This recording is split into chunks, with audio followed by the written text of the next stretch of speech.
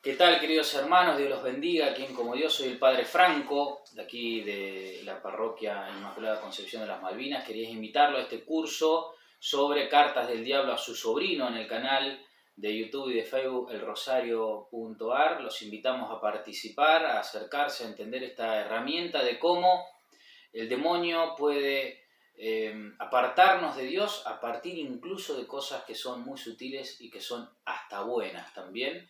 Te invitamos a participar de este curso para que puedas ir descubriendo la acción del demonio en tu vida y cómo Dios también va trabajando y va obrando en tu corazón. Los esperamos, que Dios los bendiga mucho y que nuestra Santa Madre los bendiga y acompañe.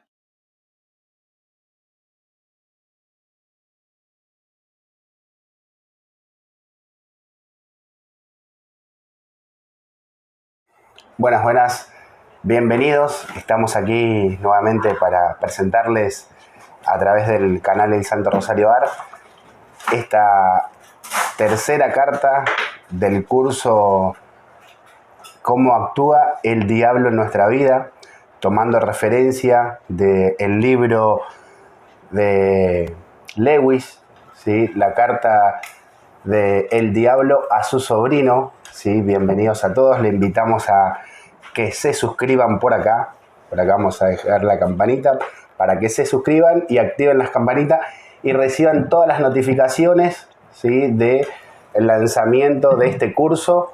Le vamos a dejar por acá arriba la primera carta del diablo a su sobrino, por acá arriba vamos a estar dejando para aquellos que no lo pudieron ver, y después vamos a dejar también la segunda carta, ¿sí? La segunda carta que le vamos a dejar también aquí arriba para que lo puedan ver y entender cómo actúa el diablo en nuestra vida. Ya estamos en compañía del Padre Franco. Buenos días, buenas tardes, Padre Franco. ¿Qué tal? Buenas tardes a todos. Que el Señor los bendiga, los acompañe y nos ilumine también en esta pequeña reflexión sobre este hermoso libro de Lewis.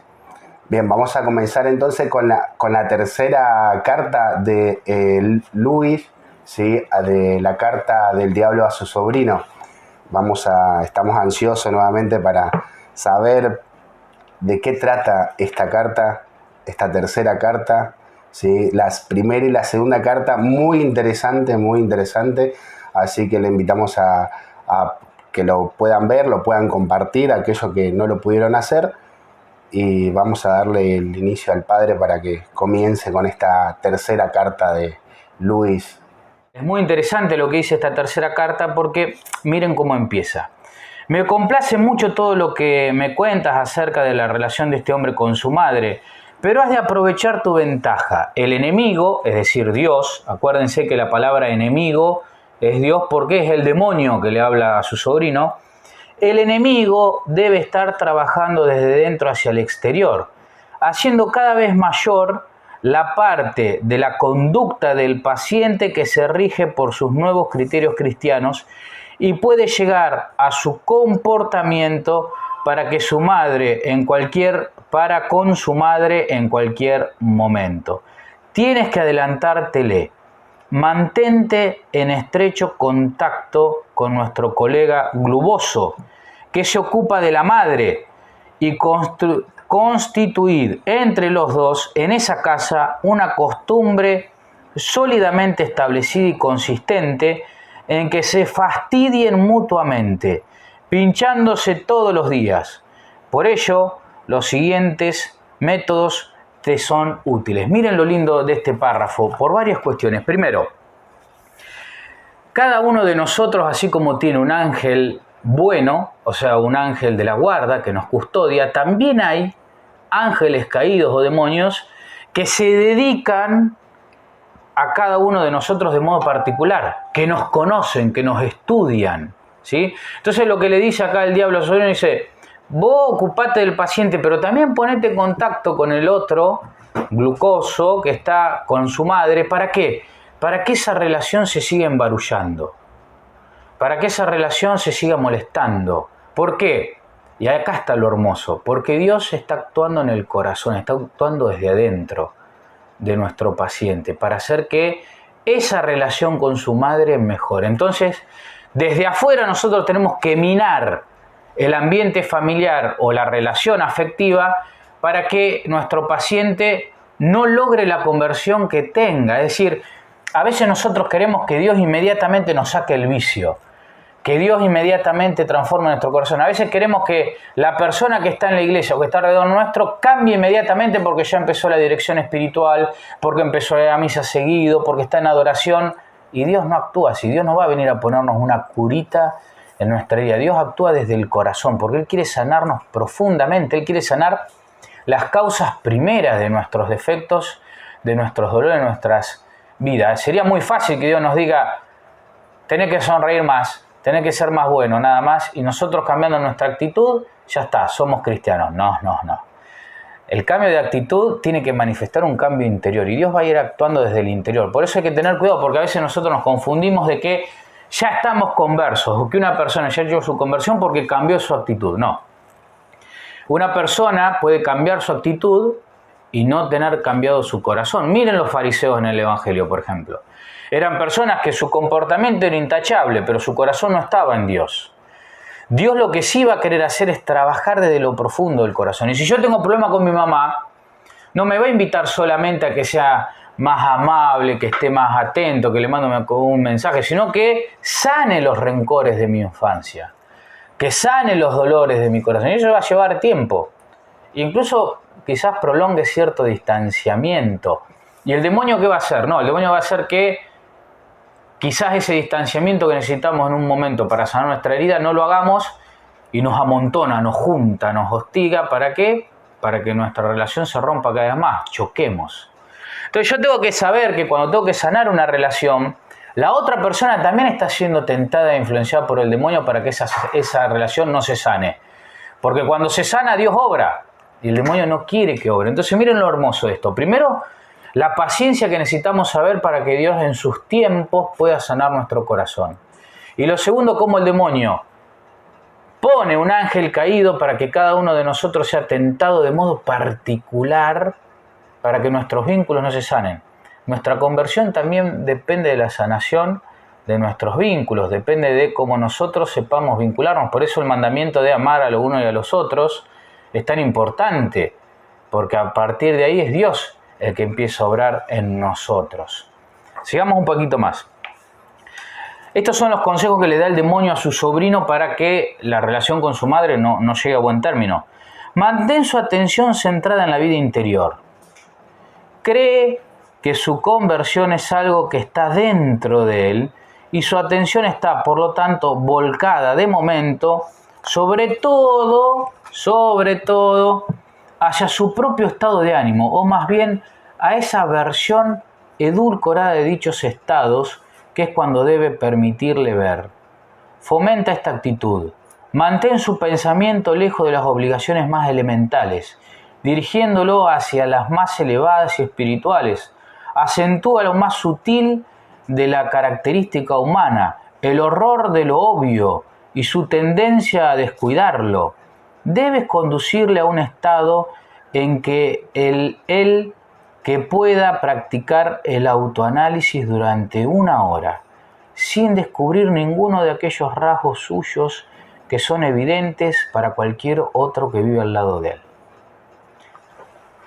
¿Cómo entender esto? Muy simple.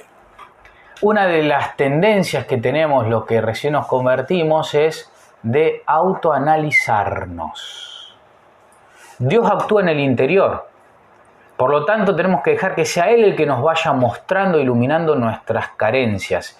Y Él va a iluminar y va a ir mostrando las carencias que nosotros podemos afrontar, las luchas que nosotros podemos afrontar.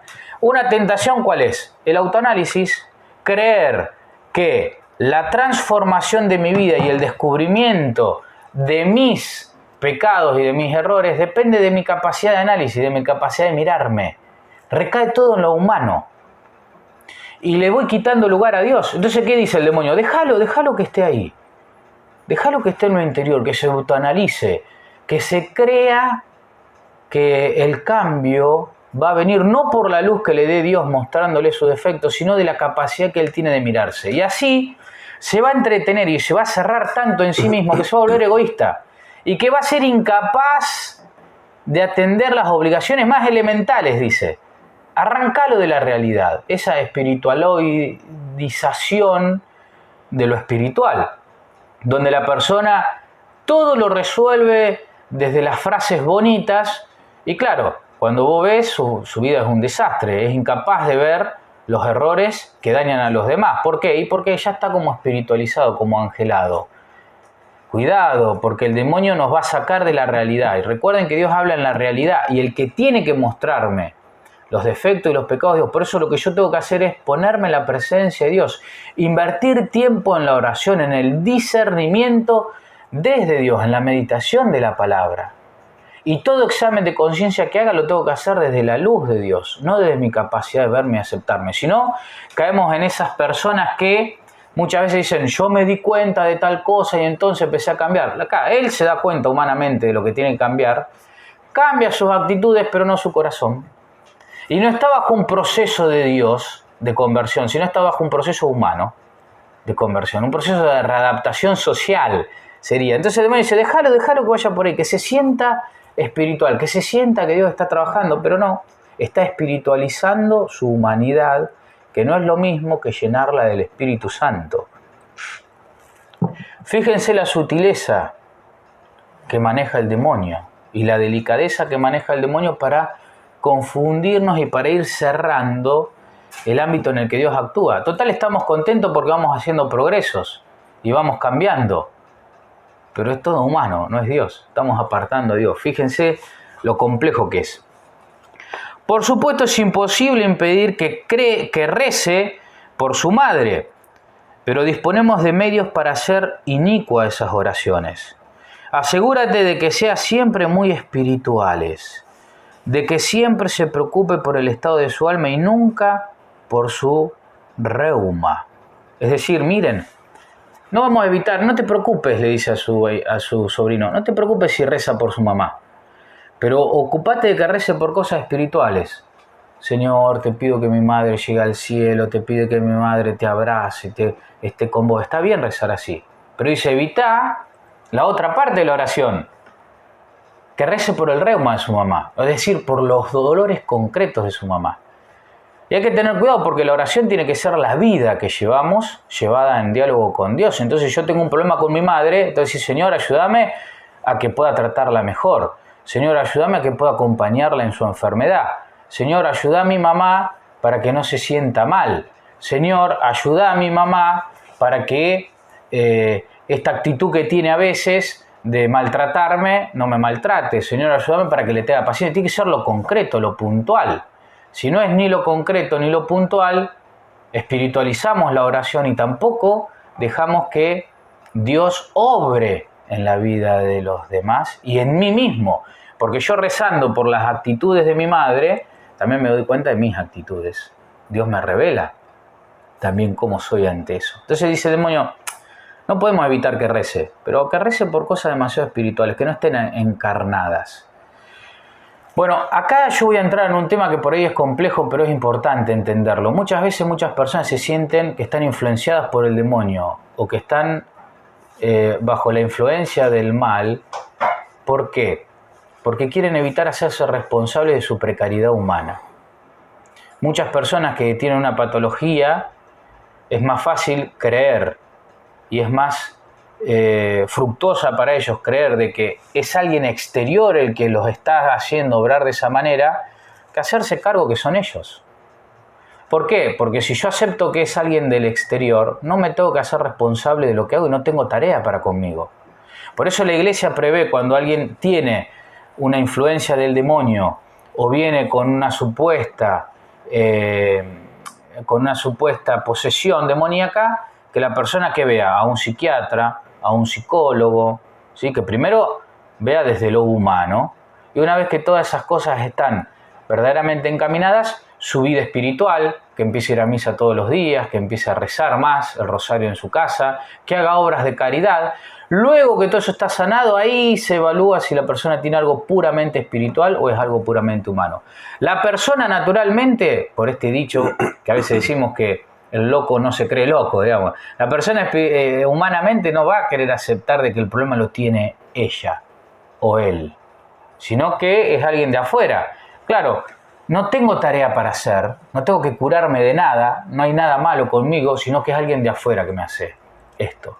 Por eso dice acá el demonio a su sobrino, déjalo que esté en las cosas espirituales para que no se haga cargo de las cosas humanas. Déjalo que rece de lo espiritual también.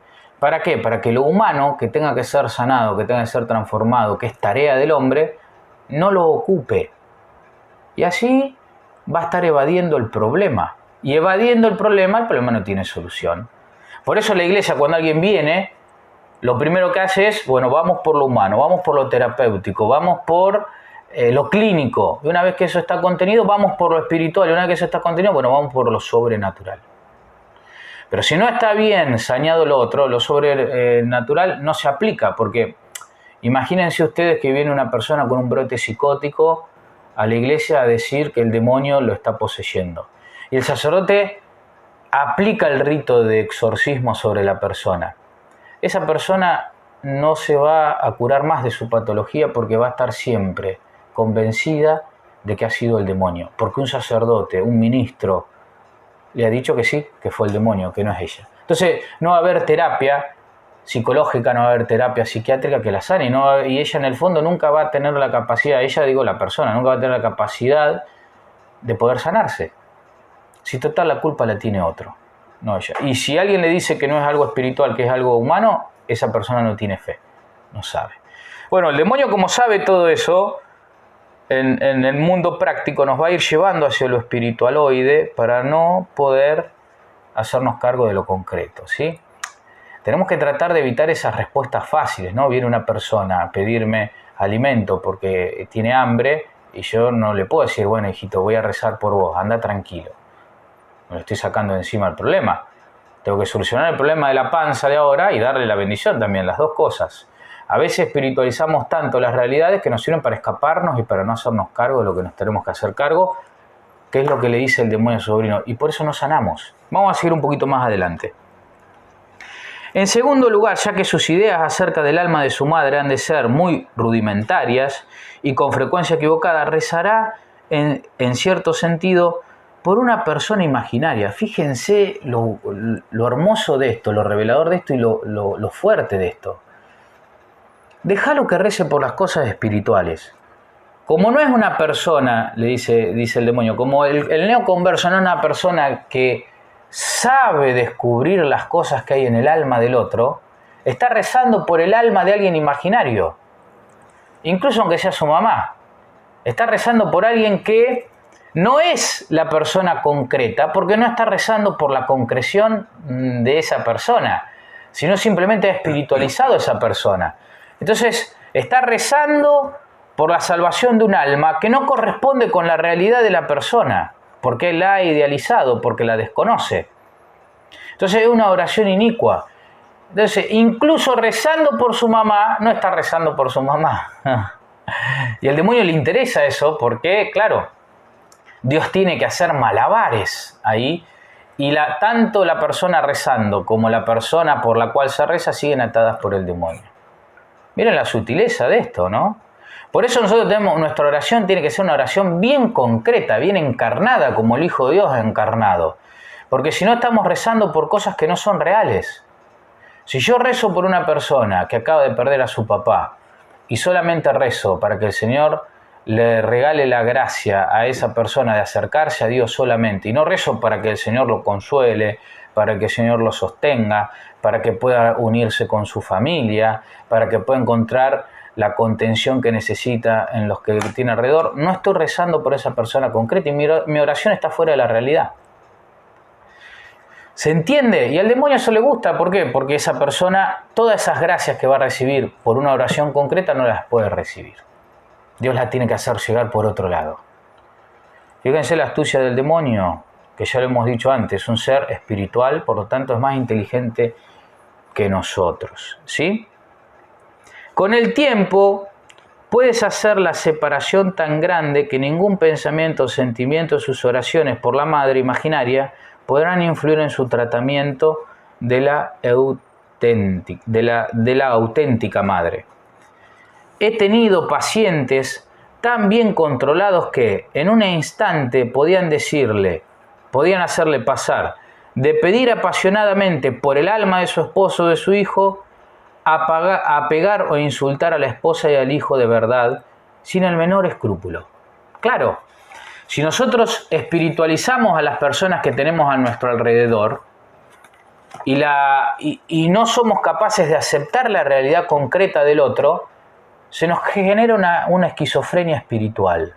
Es decir, yo puedo rezar por la salvación de mi esposa y al mismo tiempo, cuando corto mi oración y me encuentro con mi esposa concreta, darle un bife, o maltratarla, o despreciarla.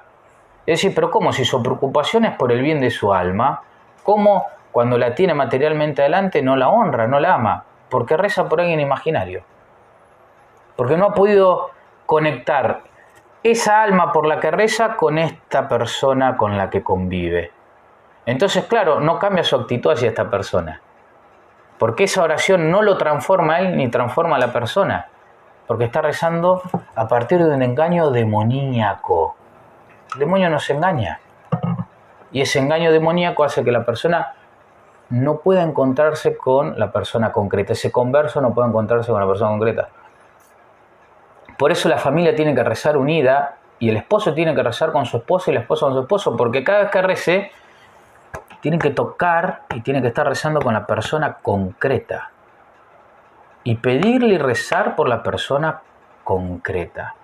Para que Dios le ayude a amar y sanar desde la persona concreta que tiene al lado. Entonces le dice el demonio, déjalo que espiritualice todo, que rece solo, que vaya. Total, cuando se encuentre con su mamá con lo concreto no la va a tolerar. ¿Por qué? Y porque en su cabeza tiene una imagen idealizada, espiritualizada, incluso de los defectos. Bien, seguimos un poquito más, ¿sí? Es frecuente que cuando dos seres humanos han convivido durante muchos años, cada uno tenga tonos de voz o gestos que al otro le resulte insufriblemente irritantes. No se bancan, por más que haya amor, es normal. Explota eso, dice. Entonces, fíjense cómo el demonio conoce lo cotidiano nuestro, conoce nuestro corazón, conoce nuestras debilidades, como Dios también. Dios las usa para acercarnos más a Él, pero el demonio para dividirnos. Por eso decíamos que la familia tiene que rezar unida, porque yo tengo que aprender que ese tono de voz, esa actitud, esa contestación, lo que sea, tiene que ser abrazado por mí. Si yo no lo abrazo, estoy amando, aunque conviva 25 años a alguien que no es real. Y por eso su realidad me molesta, me aparta. Y el demonio la usa para dividir. Acuérdense este dicho de San Juan Pablo II, la familia que reza unida permanece unida. El demonio va a buscar bajo toda circunstancia destruir a la familia. No solamente al ser humano, sino a la familia. En la vida civilizada el odio familiar suele expresarse diciendo cosas que, sobre el papel, parecen totalmente inofensivas. Las palabras no lo son. Pero en tono de voz o en momentos en que resulta poco menos que una bofetada. Para mantener vivo este juego, tú y Gluboso, que es el demonio que está tentando a la mamá del converso, tú y Gluboso, deben cuidarse de que cada uno de ellos tenga algo así como un doble patrón de conducta. Tu paciente debe exigir que todo cuanto dice se tome en sentido literal y que se juzgue simplemente por las palabras exactas, al mismo tiempo que juzga, como dice su madre, tras la más mínima e hipersensible interpretación del tono. Es decir, tu trabajo como demonio, ¿qué es? Es exigirle a los demás que tengan con vos un trato que vos no tenés con los demás. Entonces dice, que él le exija a la mamá que lo que él dice tenga un sentido literal, que su madre no presta atención si se lo dice mal, bien, enojado, con desgano, con desprecio. Lo que importa es lo que yo digo. Entonces, si yo te estoy diciendo anda al médico, no importa si te estoy gritando, si te estoy maltratando, si no, tomámelo literal, te estoy cuidando. Ahora, cuando la otra persona, bajo el mínimo tono de voz irritante o bajo la misma situación exasperante, el converso le reprocha. ¿Se entiende? Entonces muchas veces nos pasa eso en la familia, que yo le exijo a mi familia que tenga para conmigo cierta comprensión que yo no tengo para los demás. Entonces yo, no sé, cometo un error y digo, bueno, pero yo estoy todo el día trabajando, estoy cansado, hago un montón de cosas vienen por ustedes, son injustos. Ahora a alguien se le rompe un vaso y no ve qué te pasa, que esto, que siempre, cargo. Entonces dice el demonio, hay que lograr eso. Hay que lograr que la persona, al tener esta esquizofrenia espiritual, que es la hipocresía, exija a los demás lo que él no está dispuesto a cumplir. Que a él le tengan la compasión que él no está dispuesto a dar. Que a él le tengan la paciencia que él no está dispuesto a tener. Que a él le tengan, ¿sí?, la comprensión que él no está dispuesto a tener. Jesús lo dice en el Evangelio, fariseos hipócritas, ustedes cargan cargas pesadas sobre los demás que no están dispuestos ni a tocarla con el dedo. El demonio quiere que hagamos eso. Entonces, cuando planteamos la relación con nuestra familia, si está mal o está rota, o con nuestros hijos, tenemos que saber que el demonio que está aprovechando a dividirnos y que yo muchas veces voy a tener la tentación y la tendencia de exigirle a ellos compasión que yo no estoy dispuesto a dar. Por lo tanto, ¿cuál tiene que ser mi actitud? Dar lo que yo espero que me den. A la enésima potencia encima, porque ahí se está jugando mi salvación. Pero cuidado con esas esquizofrenias que el demonio va a tratar de aplicarnos. Bien, vamos a ir terminando. Miren lo que dice. Tu paciente debe exigir que todo cuanto dice se tome en sentido literal, como leíamos recién, y que se juzgue simplemente por las palabras exactas, al mismo tiempo que juzga, como dice su madre, tal más mínimo a la hipersensibilidad y la sospecha. Y a ella hay que animarla a que haga lo mismo con él. De este modo ambos pueden salir convencidos, o casi, después de cada discusión, de que son totalmente inocentes. La culpa es del otro. La culpa es tuya, porque me hablas mal. La culpa es tuya porque me tratas mal. La culpa es tuya. Entonces, claro, después de cada discusión cada uno sale victorioso porque el demonio le ha regalado esa sensación de que la culpa es del otro. De que es el otro el que tiene que tener misericordia conmigo. De que es el otro que me tiene que comprender. Que es el otro que me tiene que servir. Que me tiene que amar. Es el otro a mí. Claro, está tan cerrado en sí mismo. Se ha inventado a la persona tan ideal. Ha espiritualizado tanto las cosas que se ha ido de la realidad y se ha centrado tanto en sí que se ha vuelto egoísta. Es todo para mí. Es una demanda permanente. Bueno, eso es patológico y también es una enfermedad espiritual. Una vez que este hábito está bien arraigado en la casa, tendrás la silenciosa situación de un ser humano que dice ciertas cosas con el expreso propósito de ofender. Una vez que ya está el hábito de sentir que los demás me deben a mí lo que yo no les doy a los demás, la persona se convierte en un agresivo inconsciente. Entonces soy yo mismo el que genero la división. Inconscientemente, sin darme cuenta, con mis palabras, con mis actitudes, justificándome. Ojo, porque el demonio hace eso. Dios viene a traernos la justificación de nuestros pecados y la redención. Es decir, Dios viene a traernos la salvación a través de que nosotros asumamos de que somos pecadores y querer redimir ese pecado y querer enmendarnos de él. El demonio quiere que nosotros no asumamos nuestros pecados y nos da la sensación de que estamos redimidos y que somos inocentes. Y ahí no podemos convertirnos. Entonces, al yo ser inocente y todo lo demás culpable, yo me vuelvo un agresivo sin quererlo y empiezo a generar situaciones que destruyen el bienestar de la familia. Para terminar, cuéntame algo acerca de la actitud religiosa de la vieja señora. ¿Tiene celos? ¿O algo parecido de este nuevo integrante en la vida de su hijo? ¿Se siente quizás picada de que haya aprendido de otros y tan tarde lo que ella considera que le dio buena ocasión de aprender de niño? ¿Piensa que está haciendo una montaña de ellos o por el contrario que se lo toma demasiado a la ligera? Acuérdate del hermano mayor de la historia del enemigo, tu cariñoso tío. Es decir, Cuando un alma se quiere acercar a Dios, el demonio va a buscar alejarla. ¿A través de qué? De lo concreto. De las pasiones, de las críticas a los demás. Eso va a trabajar en conjunto con otros ángeles caídos para que cada uno esté tentado a destruirlo. Entonces la persona, al sentirse mal, va a buscar en la oración el refugio. Pero al no saber bien cómo hacerlo, va a espiritualizar la situación y no va a rezar con la vida concreta de cada uno. Entonces cuando se encuentra con lo concreto, choca, se destruye, no sabe amar lo concreto del otro. Y ahí, ¿dónde se va a refugiar? En la herramienta que el demonio le va a dar de sentirse inocente y de exigirle al otro cosas que él no está dispuesto a cumplir.